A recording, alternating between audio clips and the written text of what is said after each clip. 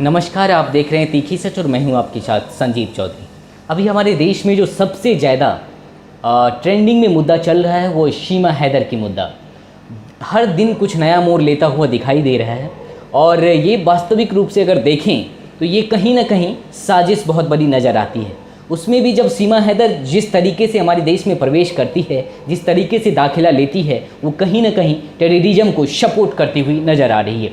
और शीमा हैदर की जब बात करते हैं तो वो अभी तो पाकिस्तान से आई हैं, लेकिन वो किसी भी देश से अगर आती तो हम उस पर यही एलिगेंस लगाते।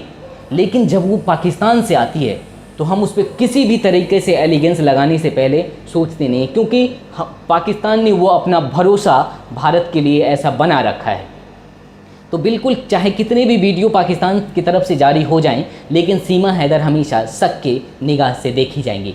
हमारी जांच एजेंसियां जब शीमा हैदर आती है तब पता नहीं कहाँ रहती है, लेकिन अभी फ़िलहाल जैसे एक्टिव हुई है उस तरीक़ा से हम उम्मीद करते हैं कि बहुत जल्दी ही हमारी जांच एजेंसियां, हमारी बॉर्डर सिक्योरिटी जो है वो ये पता कर लेंगी कि आखिर क्या तरीका है जिसकी वजह से ये दिक्कतें आई है और आखिर ये दोबारा ना दोहराए। और इस बीच लेकिन सबसे बड़ी मुद्दा ये है कि ये मुद्दा जितना अहम है उससे भी ज़्यादा एक मुद्दा अहम है।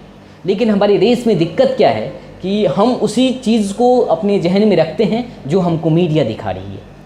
लेकिन आपको ये समझना पड़ेगा, जो मीडिया जो बार बार एक चीज़ को दिखा रही है उससे ज़्यादा भी अहम कोई चीज़ है जो दब रही है, जो घुट रही है।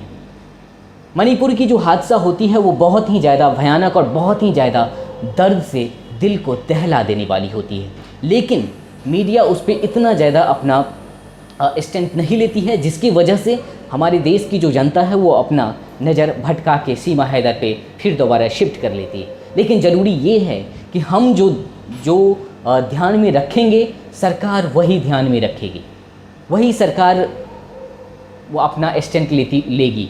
अगर हम ध्यान से निकाल लेंगे तो बिल्कुल ही सरकार उस पर अपना ध्यान नहीं देगी। इसका उदाहरण ये है कि ये वीडियो जब वायरल होती है तब जाके सरकार सामने आती है और अपनी स्टैंड लेती हुई, अपनी संवेदना व्यक्त करती हुई नज़र आती है।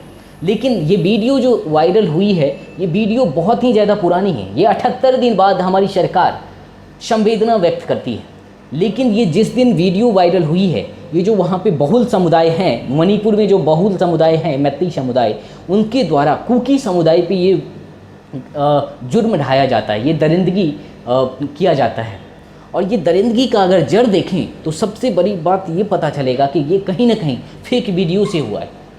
दिल्ली से ही फेक वीडियो वायरल होता है और जिसकी वजह से वहाँ का जो बहुल समुदाय है वो कुकी समुदाय के ऊपर अपना बदला लेने के मकसद से अटैक करते हैं, जिसमें वहाँ के जो पुरुष हैं वो भाग जाते हैं और कुछ महिलाएं छिपी हुई रहती हैं, जिसमें से 2 महिलाएं को इस तरह से पकड़ा जाता है और वो पुलिस के द्वारा उसको बाहर निकाला जाता है। कुछ दूरी के बाद, चूँकि वहाँ पे जो बहुल समुदाय हैं वो 1000-2000 की संख्या में रहती हैं और उसके पुलिस के द्वारा वो जो भीड़ होती है वो भीड़ अपने कब्ज़े में उस महिला को कर लेती है और नंगा परेड करवाती है।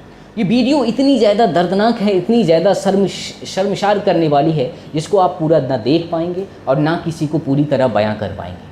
लेकिन ज़रूरी ये है कि जो आप बयां करते हैं सरकार बस उसी पे अपनी बयान देती है, उसी पे अपना स्टैंड लेती है। क्योंकि अगर यही चीज़ आप अगर देखें तो कुछ ही दिन पहले आखिर ये घटना जो हुई है पुलिस की मौजूदगी में आखिर क्यों हुई है, पुलिस क्यों नहीं रोक पाई? क्योंकि पुलिस खुद वहाँ पे इतनी ज़्यादा खौफ में है। आखिर पुलिस में खौफ कहाँ से आया? तो आप जस्ट 1 महीने पहले की वीडियो वहाँ पे अगर देखते हैं तो आपको ये पता चलेगा कि वहाँ पे जो पुलिस स्टेशन को ध्वस्त कर दिया जाता है और पुलिस के सारे हथियार को लूट लिया जाता है। वो हथियार अभी तक पुलिस को रिटर्न नहीं मिला है। आखिर पुलिस क्यों ना सदमे में रहे? और हर एक स्टेट का जो पुलिस होती है वो अपनी सरकार के अनुसार काम करती है। आप अगर हर एक स्टेट में अगर यूपी का देखें तो वहाँ पे इंस्टेंट एक्शन नज़र आएगा आपको। क्यों वहाँ पे यह सरकार जो है, वहाँ पे जो यूपी की जो सरकार है योगी जी, वो हमेशा इंस्टेंट एक्शन में रहते हैं और जिसके वजह से वहाँ पे जो दरिंदे हैं वो कहीं ना कहीं सहमे रहते हैं।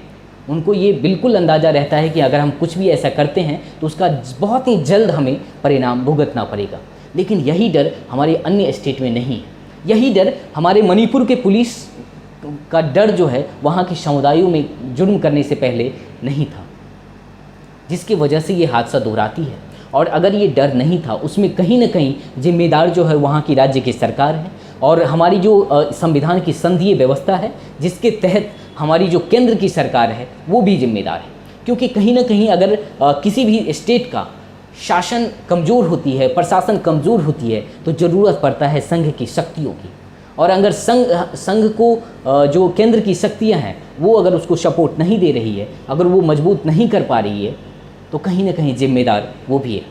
तो इसमें हमारी केंद्र की जो सरकार है वो भी खुद जिम्मेदार है। और सबसे बड़ी बात तो ये है, ये 78 दिन बाद भी जब हमारी सरकार की जो वहाँ पे संवेदना आती है तो उसमें बिल्कुल राजनीति से लवरेज नज़र आती है। हम अपने भारत के प्रधानमंत्री का बहुत ज़्यादा सम्मान करते हैं क्योंकि वो एक संवैधानिक पद पे हैं, वो हमारे भारत के प्रधानमंत्री हैं बीजेपी के बाद, लेकिन पहले हम उनको प्रधानमंत्री समझते हैं। लेकिन सबसे बड़ी शर्म की बात ये है, वो अपनी प्रधानमंत्री की गरिमा को भूल के वो अपनी पार्टी की गरिमा को याद रखते हैं।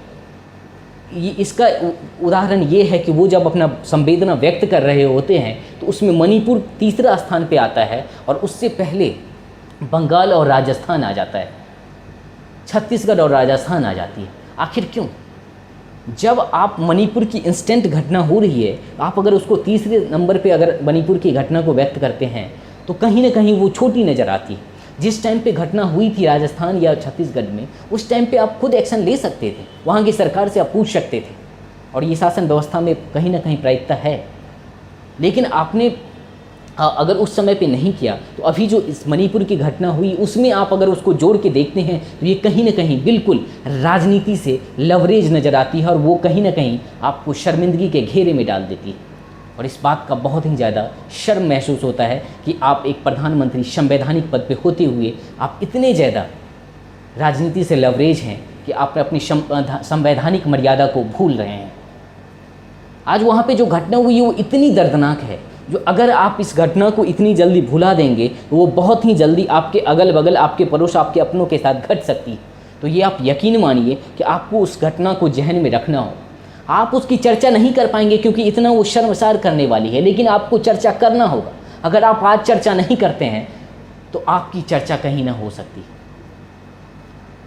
आपको बहुत ही ज़्यादा ज़रूरी है अपने शासन पक्ष पे इस सवाल को पूछने के लिए, आपको साहस पैदा करना होगा। आज कहीं ना कहीं हमारी मीडिया जो है वो वही दिखाती है जो सरकार चाहती है, लेकिन ये बहुत ज़रूरी है कि मीडिया को ये समझना पड़ेगा कि वो जब स्वतंत्र है तो वो स्वतंत्र बन के रहे और वो हर जो मुद्दा है उसको स्थान सही तरीके से दे पाए।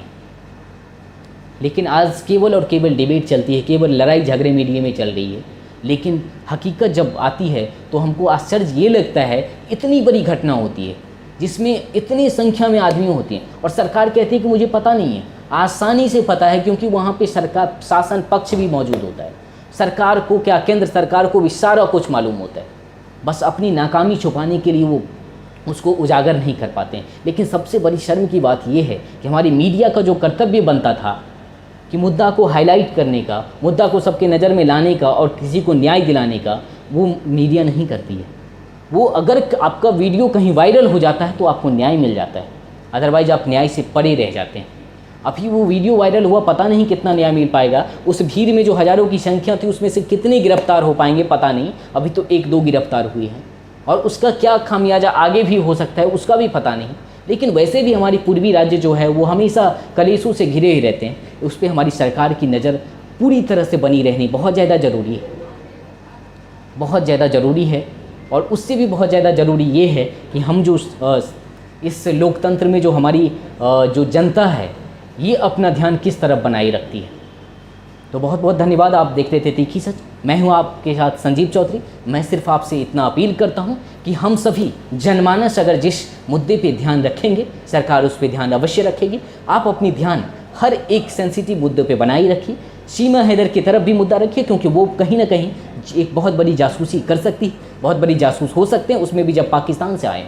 लेकिन इसके साथ ज़रूरी ये भी है कि अगर उससे भी ज़्यादा गंभीर मुद्दे हैं तो आप अपनी बातें उस पर भी रखें।